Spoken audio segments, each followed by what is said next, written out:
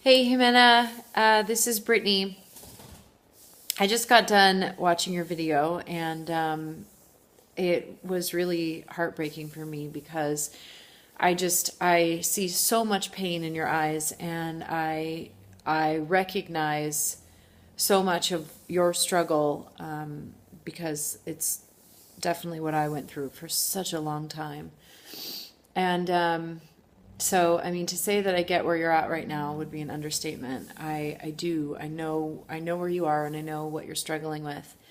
Um, and so, thank you for submitting this, and thank you for, for letting me get to know you better.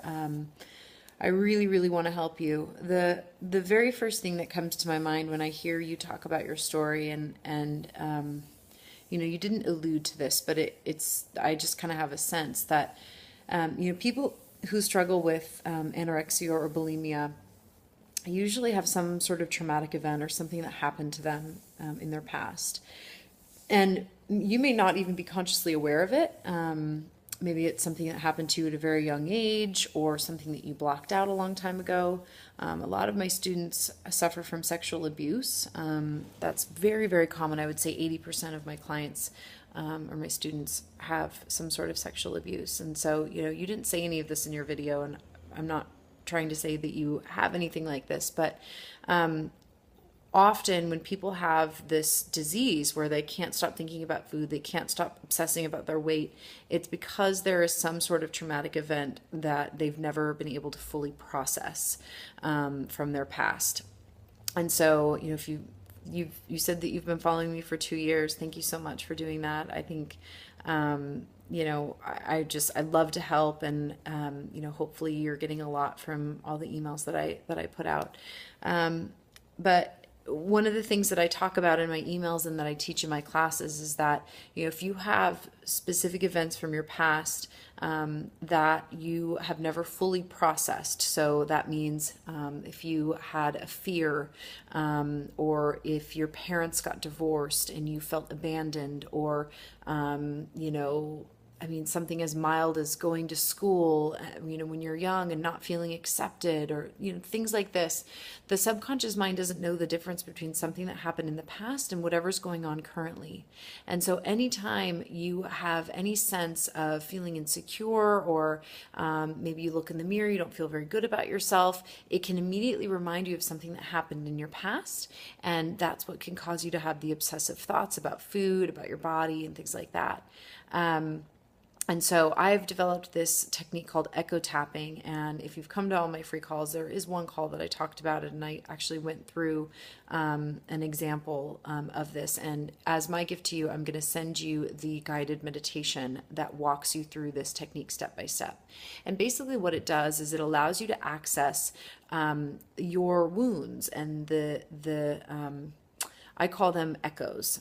Echoes are kind of like, you've heard people use this word demons. My demons got the best of me, or my demons were floating around in my head last night, or, my demons came out last night.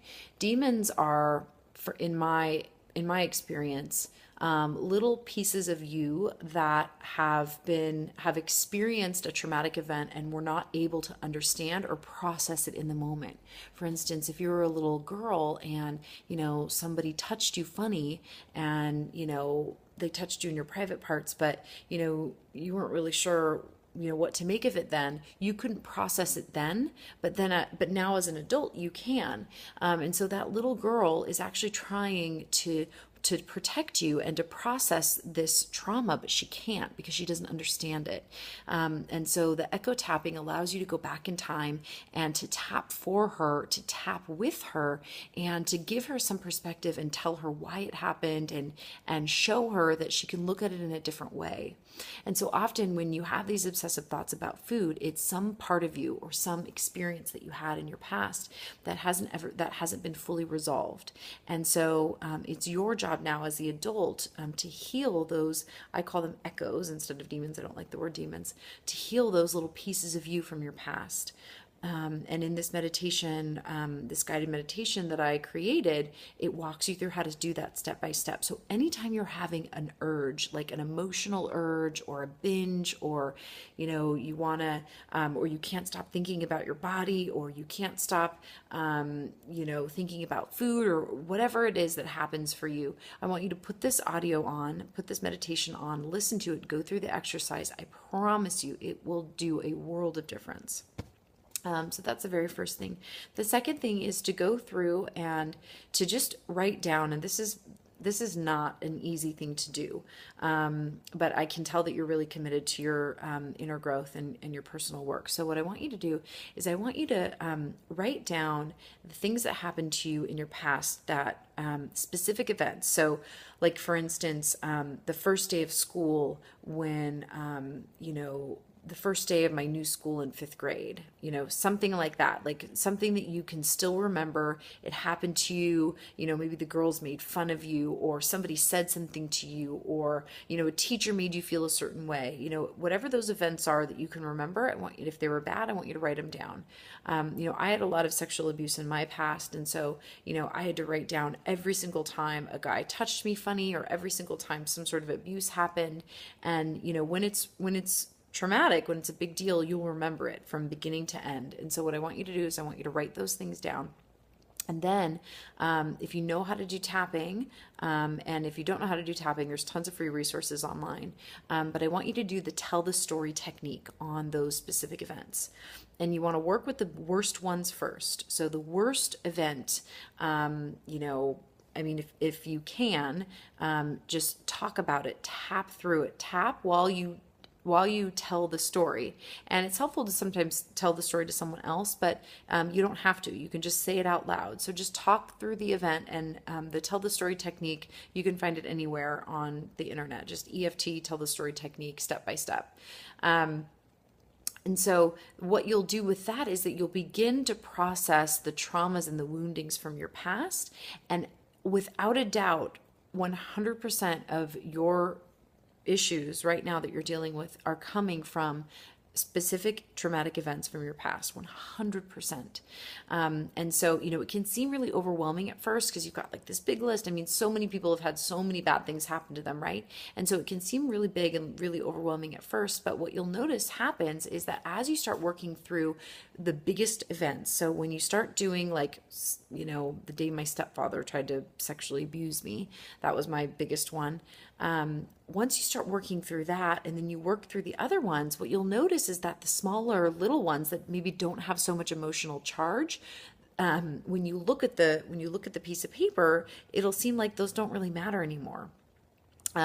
So you won't have to tap on every single thing you write down. Just remember that, even though you've got this big list, if you just start to work through them one by one and just make a commitment to work through, 1 a day or 3 a week or something like that, you will notice a huge transformation in your body and in your eating patterns, and just in your overall happiness. If you commit to just doing this one thing, and then doing the echo tapping every time you feel like kind of weird and you don't know why, or you want to eat, or you're struggling with the food thing, just throwing that audio in and listening to it and doing the exercise every time that you can think to do it. So that's my private coaching for you, Jimena. I really appreciate you reaching out from Argentina. Hi, I'm in San Diego now. I've moved to San Diego. I was in Mexico for over a year, but now I'm back in the States. So hi from San Diego. And, just keep following my emails, and, keep coming to the free calls. I give so much stuff away for free, that, if that's all that you do, you would get a huge transformation out of just doing those things. And so, hugs to you, love to you. I promise it gets better. Another thing that came to my mind was, I can tell that you've got a little bit of depression that you're dealing with. And, I just want to remind you, and I'm sure you've heard this, but I just want to remind you that a lot of this is your mindset too. You really need to be aware of what you're saying to yourself, the story that you're saying to yourself, the things that you're going over and over in your head. Write down some positive affirmations, write down how you want to feel instead.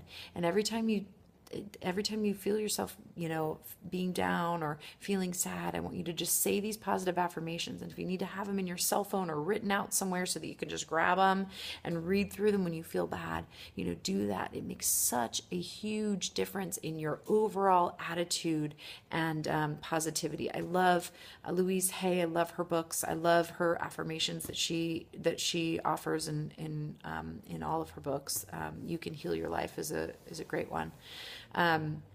So I would definitely do some of that work in addition to healing the wounds from the past. So make sure that when you heal the wounds from your past, that you're also focusing on adding positive affirmations and positive experiences and positive associations into your current life. So, I know money's tight right now. I know the economy sucks and all that stuff. I want you to really just focus on what is it that you want? What is it that you want to achieve? What will life look like, when you have, everything that you want? What is it that you want to do with your career? What do you want to do with your life? And just visualize and imagine having that.